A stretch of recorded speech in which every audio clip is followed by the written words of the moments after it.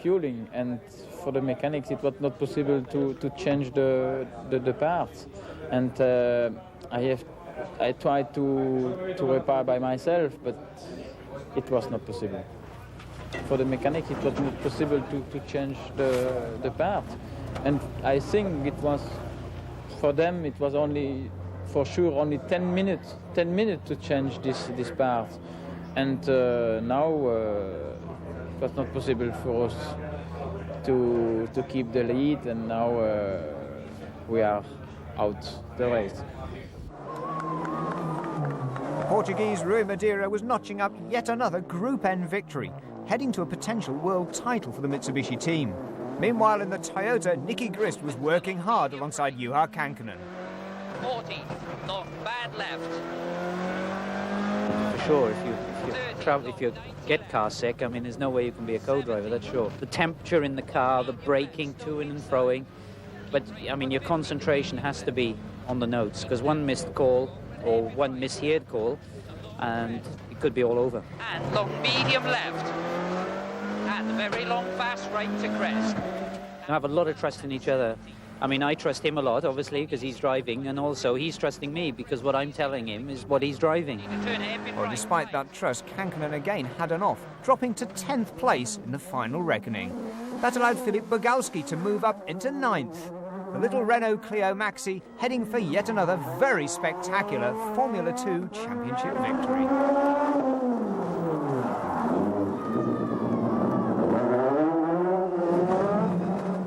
Heading for 8th place, Tommi Mäkinen gave his Mitsubishi an excellent debut run.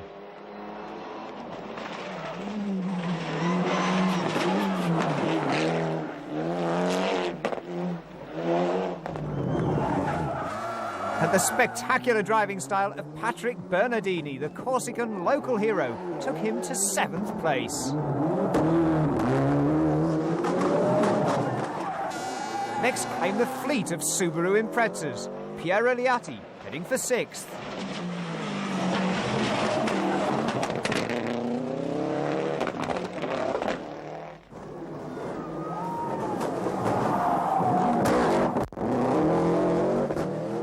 .46 ahead of the Italian was the Scotsman, Colin McRae. His 5th place belies the jinx on cars carrying number 4. Attilio Bettiger crashed here fatally when carrying number 4 in 1985, and likewise Henry Toivonen when he died in 1986. McRae has laid the ghost to rest. Meanwhile, Carlos Sainz was heading for a strong 4th place with Luis Moya. A mere 20 seconds ahead of McRae, Sainz was being pushed all the way.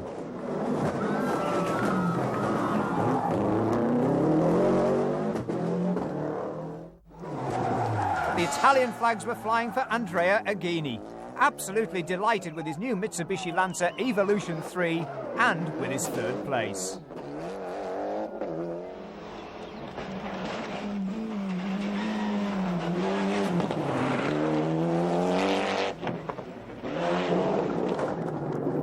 Francois Delacour in 2nd place still. Despite the man ahead of him, Bruno Thierry, dropping out, he was overtaken at the same time by the flying Didier Auriol.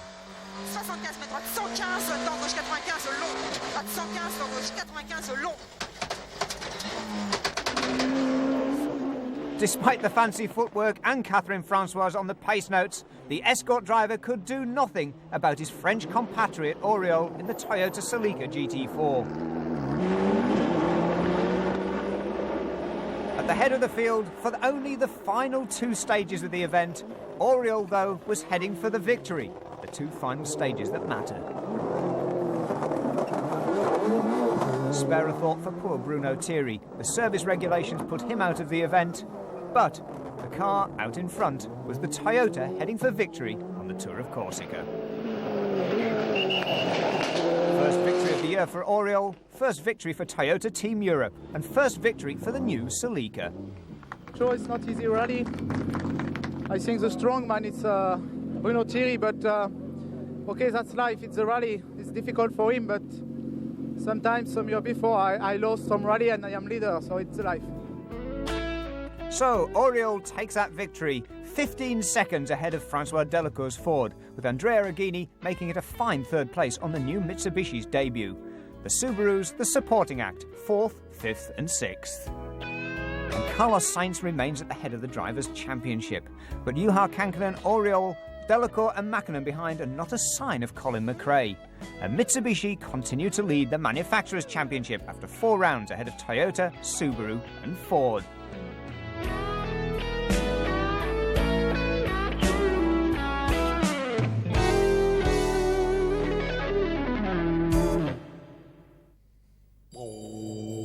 Round 5 of the World Rally Championship, and the teams move down under. New Zealand, the Rally New Zealand.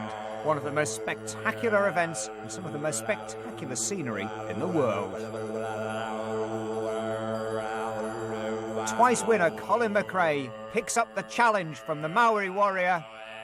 The traditional Maori greetings for the contenders of the World Championship. Not around, though, to rub noses is Carlos Sainz, out with a shoulder injury. That means Richard Burns and Possum Bourne will support Colin McRae in his defence of the double victory. And Colin McRae was in inspired form from the word go, hurling the Subaru Impreza 555 down some of the fastest, smoothest and most demanding stages in the world.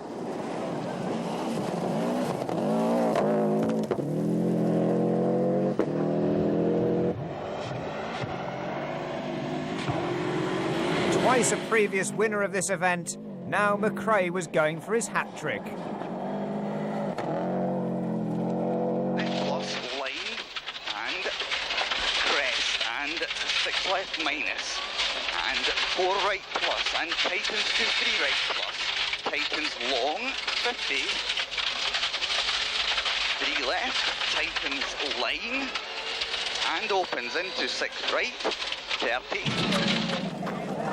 Huge crowds had turned out to watch the action, one of the few World Championship events to extend as far south as New Zealand. McRae was putting on the show. Colin, leading at the end of leg 2, he must be a happy man tonight. Yeah, quite happy, and where we took most of the time was on the twisty stage today, so it looks good for the moto tomorrow. Richard Burns too was flying in his Subaru. Despite an electronic problem giving his car constantly variable handling, he was storming through the stages to 7th place at the end of the second leg.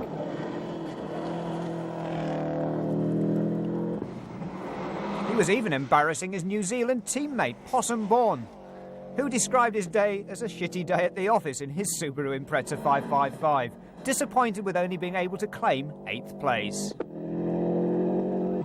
So, 1st, 7th and 8th for the Subarus after the second leg, but 2 more legs to go. And the opposition was coming from Toyota. Didier Auriol flying in 2nd place with Denis Giroudet on the pace notes.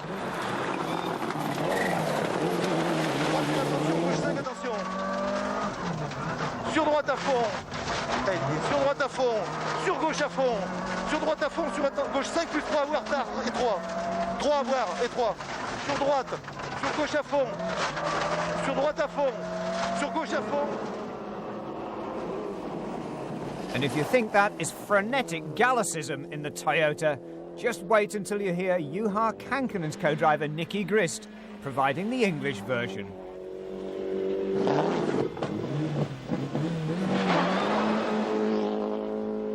Kankkunen and Grist were pushing hard too, heading for 4th place at the end of the opening 2 days.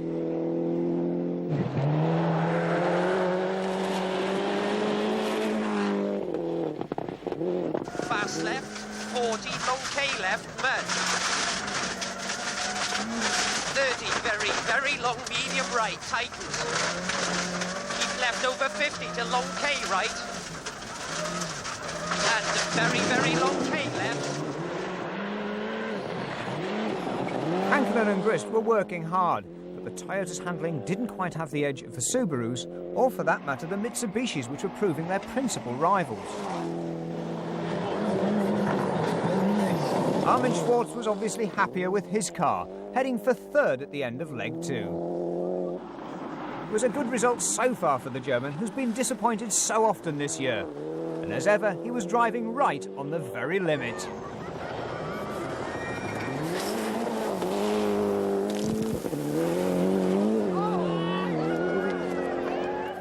Schwartz's spectacular style allowed him to sandwich Auriol and Kankkunen, second, third and fourth for Toyota, but McRae was out in front. But this was the man that could potentially beat McRae. Tommi Mäkinen was flying through the opening stages, outpacing even the Subaru.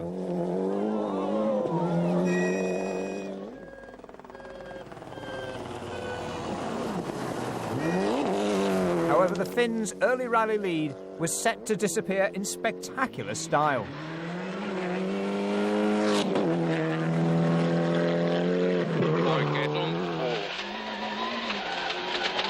Lyhyt oikein nopea plus.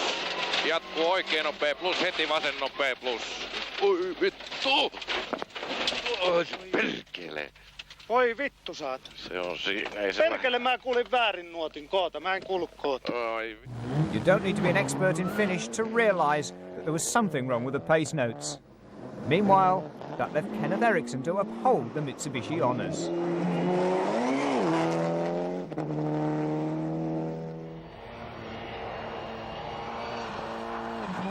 The Swede was doing that in fine style. A steady, controlled and very quick run to 5th place.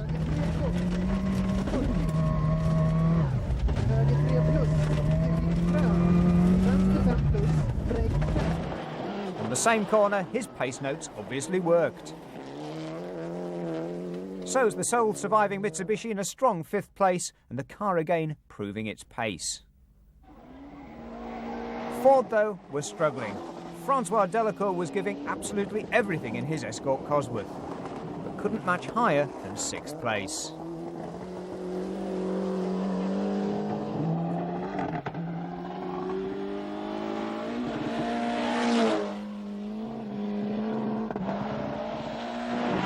In a bid to improve the Escort's handling, Ford are now trying a new actively controlled centre differential between the front and rear wheel drive split. Both Delacour and Bruno Thierry are still struggling to come to terms with the new sophistication.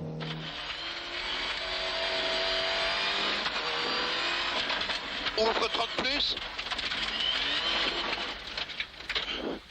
Saloperie avec ce truc-là, hein?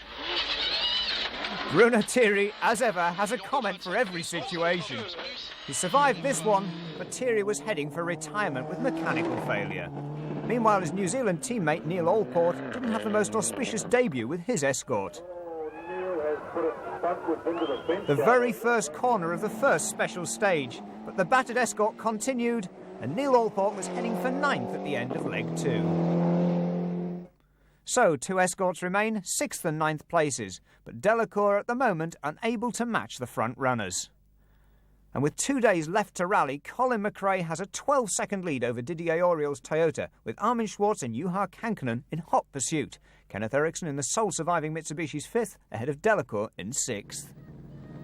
The pressure is on Colin McRae, and this is one of the toughest special stages in the world. The long Motu Road special stage, nearly 15 miles of twists and turns and on-the-limit motoring.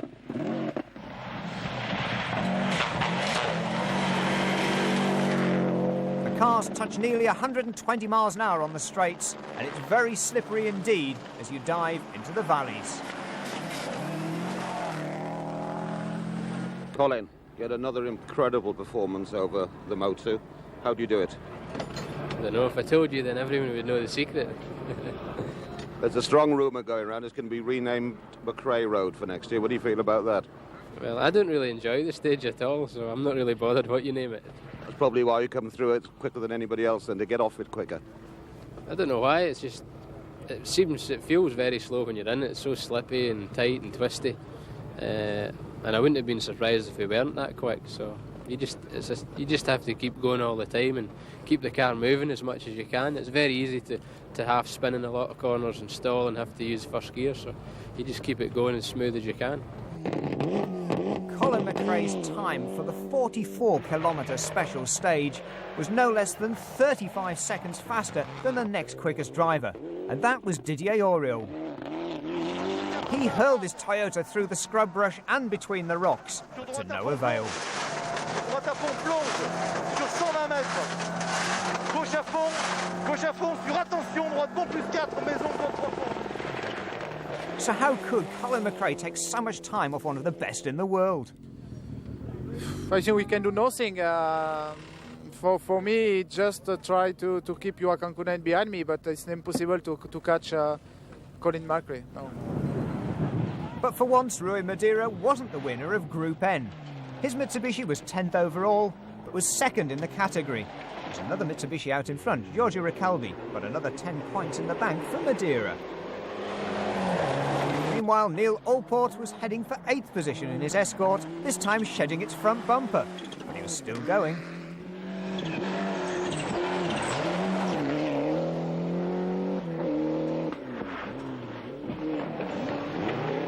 But a surprise in 7th place. Possumborn, the local New Zealander, was ahead of Richard Burns. The question was, where was the Berkshire driver? Burns had started the stage ahead of Bourne, so we've got to revert to Bourne's in-car camera to find the Englishman's fate. Long 4, left tightens to 3, left go. There he is. 5. There's a water splash about 17 kilometres into the stage, and when we hit it, the radiator burst, and we also lost the power steering and the alternator, and about 10 kilometres further on, the car just came to a stop. The engine must have overheated.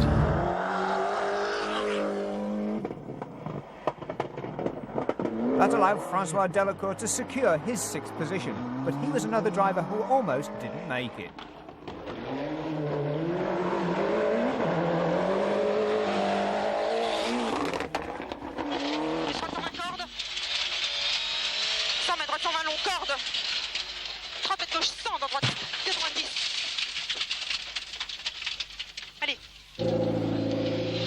Delacour limps into service on 3 wheels.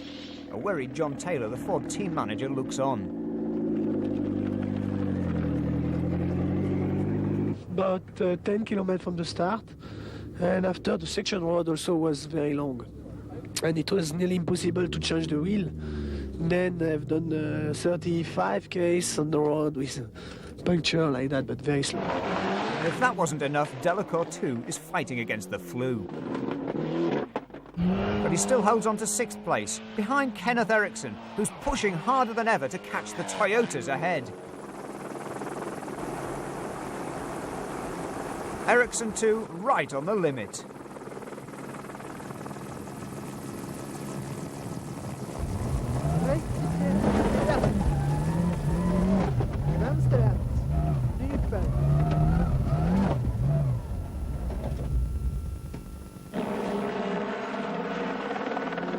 That mistake meant that Eriksson couldn't catch Armin Schwartz. 5th for the Swede, 4th for the German.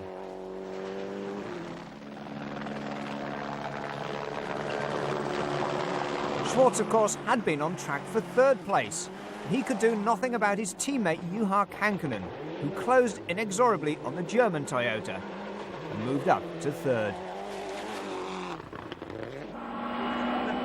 Kankkunen's drive in the closing stages was certainly one of the most spectacular. Braving the frost-covered stages of a New Zealand spring, 50. Kankkunen was at his absolute best. 50, very long medium left. And long medium right. 70, long fast left. Nicky Grist reading the pace notes, 1 corner ahead. Kankkunen planning all the way.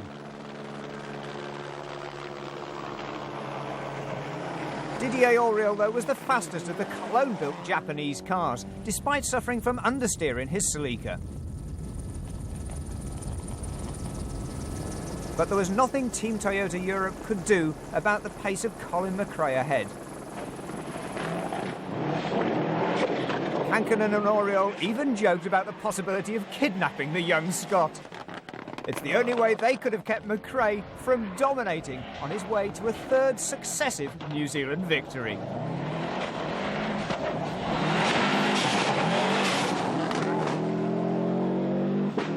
A a result which could move McRae into the championship reckoning. There's a different sort of pressure. If you're fighting for seconds, you're concentrating on the fight and concentrating on the pressures to get some quick times in.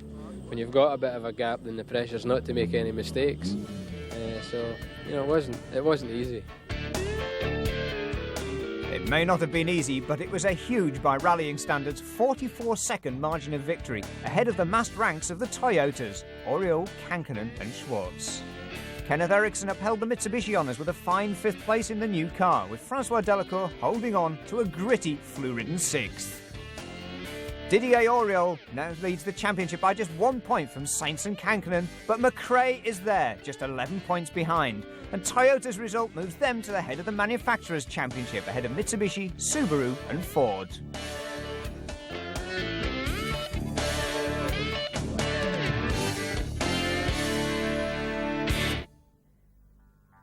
We stay down under for round 6 of the World Rally Championship, the Rally Australia.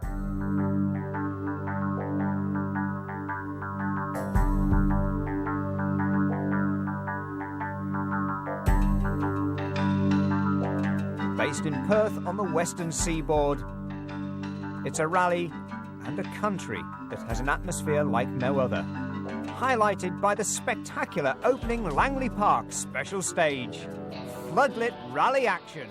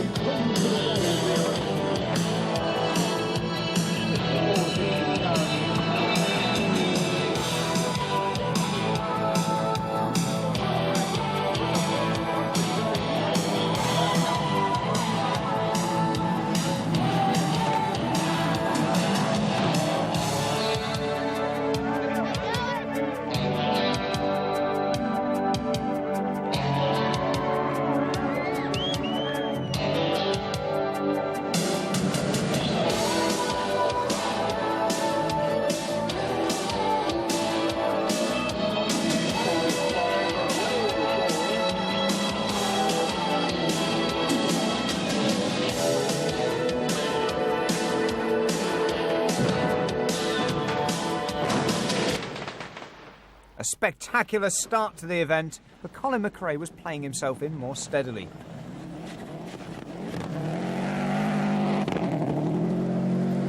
Third on the opening stages of the event, but McRae, head clear, head down, was charging.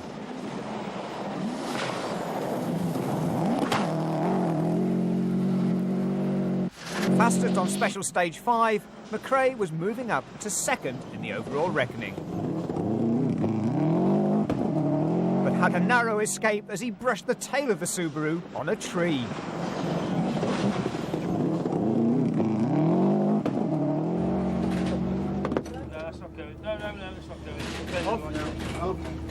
Yeah, we just near the beginning of one of the stages, I can't remember, the intercom battery went down, so I couldn't hear the notes at all, and I came up in a corner a bit too quick, and we were quite lucky. We just touched the bank on the way out the corner.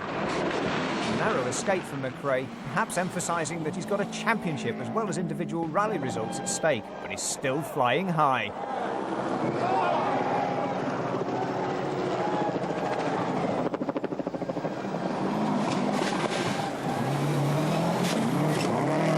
McRae's teammate, Carlos Sainz, still has championship honours at stake too, and he's back in Australia, recovering from that shoulder injury. I think for driving it's not going to be any problem at all. It's just maybe if I want to play a tennis match now, it's going to be tough, but that I will do in 1 month, 1.5 months. I think it will be 100% even to do exactly the same that I was doing before.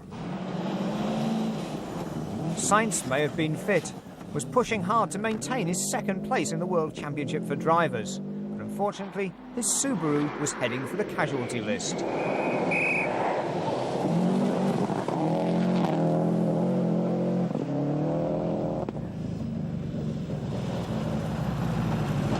The engine note tells part of the story. What we can't see is that the temperature gauge is off the stop.